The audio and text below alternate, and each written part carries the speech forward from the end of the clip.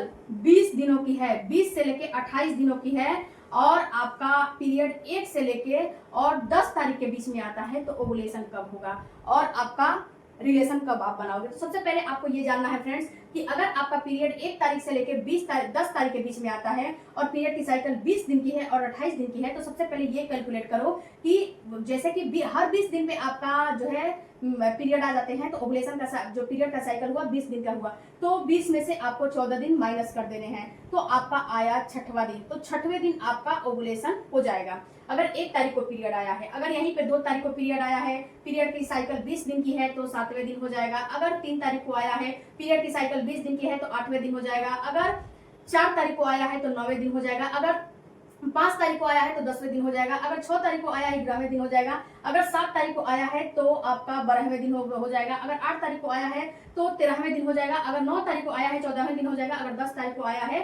तो 15वें दिन हो जाएगा। लेकिन पीरियड की साइकिल 20 दिन की रहेगी तब। अब आपको रिलेशन कब बनाने हैं, तो आपको रिलेशन आपको 2 दिन पहले, सपोज जिसकी 6वें दिन आपका ओवुलेशन होने वाला है, तो चौथे दिन से लेके और 8वें दिन तक आपको रिलेशन बनाना है। जो भी आपका ओवुलेशन का साइकिल है, तो 2 दिन आगे से 2 दिन पीछे तक आपको रिलेशन बनाने हैं। अब फ्रेंड्स बात करते हैं कि अगर आपका पीरियड 10 तारीख को आता है, तो अगर आपका पीरियड 10 तारीख को आता है और 28 दिन की पीरियड की साइकिल है, तो ओवुलेशन कब होगा। 10 तारीख को पीरियड आता है, 28 दिन की ओवुलेशन की साइकिल है, तो आपको 14वें दिन ओवुलेशन हो जाएगा। तो 14वें दिन कितने दिन पे आया है, 1 2 3 4 5 6 7 8 9 10 11 12 13, यानी कि 23वें दिन आपका ओवुलेशन हो जाएगा। तो आपको रिलेशन 21वें दिन से लेके और 25वें दिन तक बनाने हैं। इसी टाइम में आपको जो है प्रेगनेंसी हो जाएगी।